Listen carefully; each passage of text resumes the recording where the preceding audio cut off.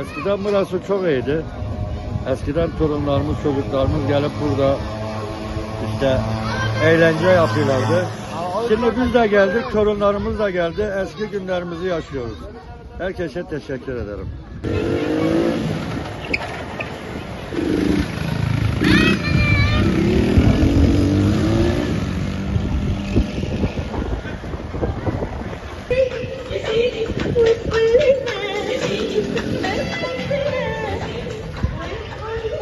Böyle gidiyoruz. Çocuklar için buradayız abi.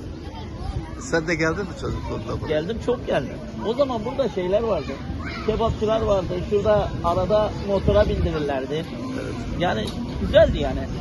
Ama o zamandan şimdikinin arasında çok fark var.